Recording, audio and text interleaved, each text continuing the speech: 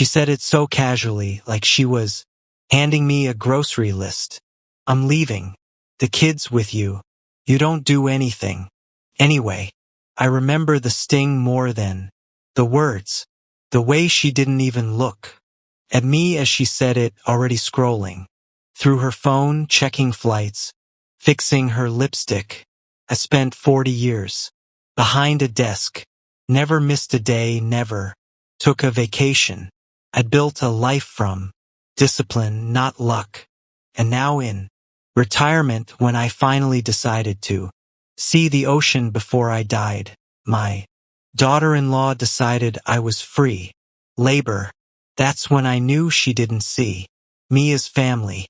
I was just the help, and that was her mistake. I still remember the first time I met her. Bright smile, soft voice, the kind that hides sharp edges. My son David had fallen in love fast. She's kind, he said. She loves family. I believed him. When they married, I welcomed her with open arms, helped them buy their first home, gave them my savings as a down payment.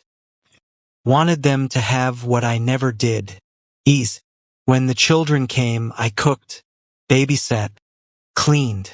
You're a lifesaver, she'd say, handing me the baby before heading out for errands. I mistook convenience for love. The gratitude faded quickly. So did the respect. Started with the tone, the size when I asked simple questions. The way she rolled her eyes when I forgot something.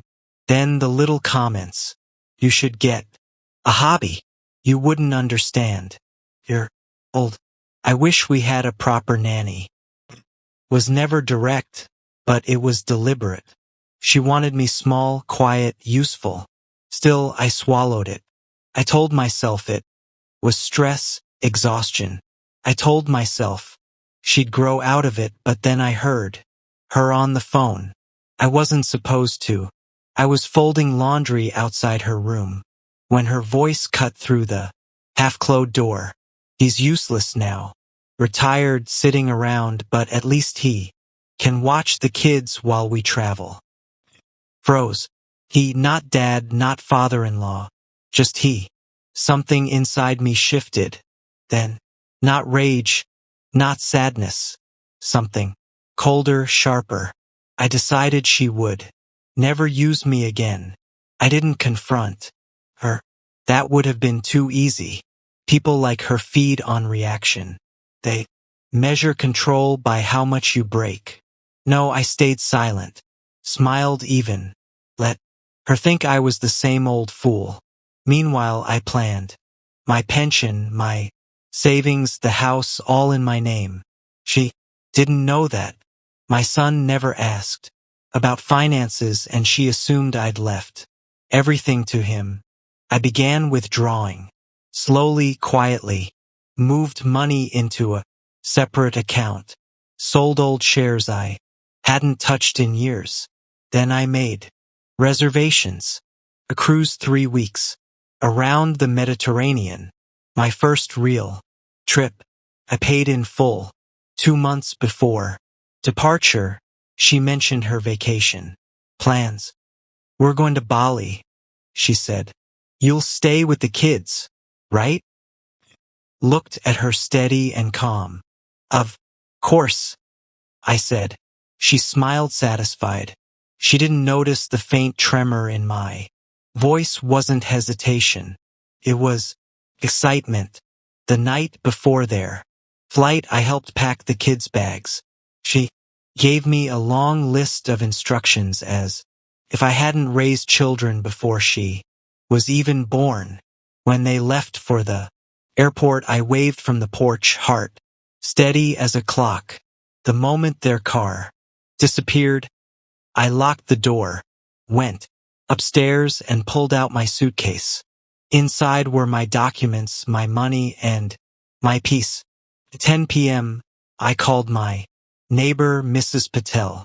She loved those kids more than their own mother did. Told her the truth. They're alone now, She left them without my consent. Could you check in on them? Call social services if you need to. By the time the authorities arrived, I was already at the airport.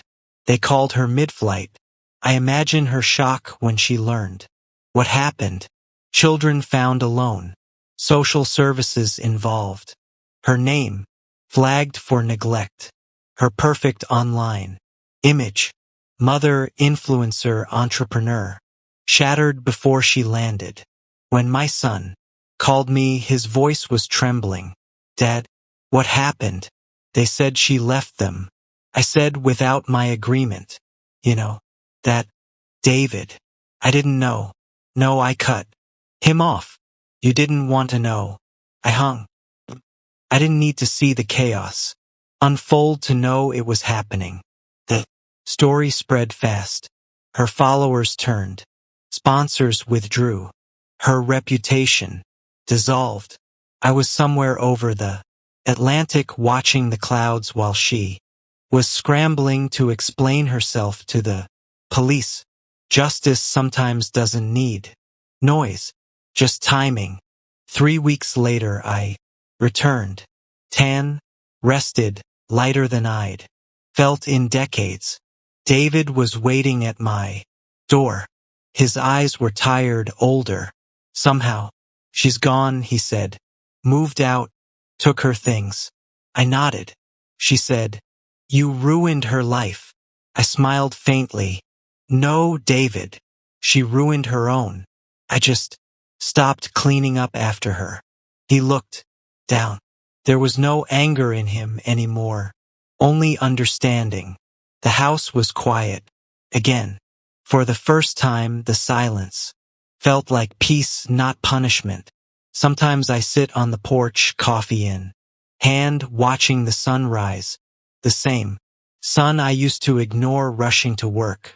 Every morning, I think about her words. You don't do anything anyway. She was right in a way. I don't do anything for those who don't deserve it anymore. And when I do something now, it's for me. They call it revenge. I call it correction, a balance restored. 40 years of service, 40 years of silence.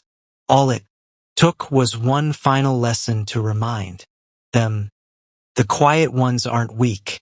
We're just waiting for the perfect moment to